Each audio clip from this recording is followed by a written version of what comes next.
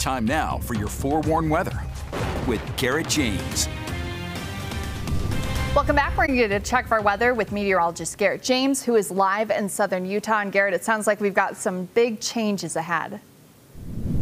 Oh yeah, that is exactly right, as we've got a couple of systems heading our way, starting with a shortwave arriving this weekend. And a shortwave is just essentially a disturbance in the energy in the atmosphere that's going to allow for some showers as well as some cooler temperatures to return to the Beehive State. But right now, we're not seeing any of that at the present time. We can see all of that rain is actually tucked back off to the Pacific Northwest at the present time, and I'm not anticipating that impacting us for at least another day or two as high pressure continues to dominate the forecast as of right now. This ridge of high pressure is actually going to start weakening, and as it does so, that's when we're going to see that short wave entering the area by this weekend. And then we're going to be tracking a secondary system that's by the Pacific Northwest by Sunday. That is eventually going to be impacting parts of the area and bringing in some cooler temperatures all across the state. So as of right now, the long range futurecast shows that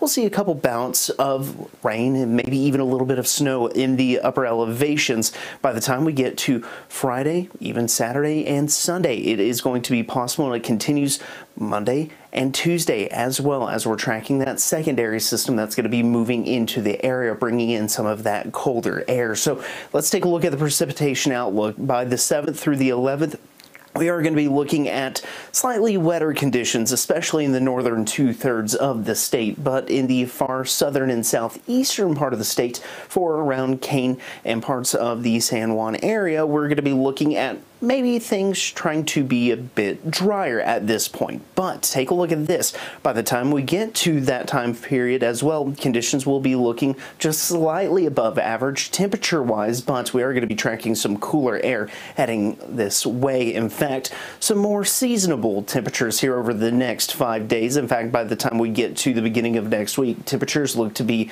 at average for this time of the year. And then for St. George, temperatures still going to be in the 70s and maybe even just the low 70s. Temperatures though right now, seeing 47 Salt Lake City, 40 Evanston, 43 Rock Springs, 38 in Vernal right now, 45 Moab, 46 Blanding, 54 Lake Powell, 63 here in St. George, 49 in Cedar City. But lows tonight, whereas last night we were seeing a lot of 20s, tonight we're going to be seeing a few 30s mixed in. However, we'll also be looking at a few 20s like Vernal at 25. But tomorrow's highs show 72 for St. George leading the way. Everybody else mainly in the 60s. Wendover, Evanston, Logan, Vernal, Price still in the mid to upper 50s. For the Wasatch Front, we're going to be looking at slight chances of rain returning Friday and Saturday, but more scattered showers than isolated showers on Monday, Tuesday, and Wednesday with cooling temperatures. Then St. George, temperatures staying in the 70s, then the 60s by next week, but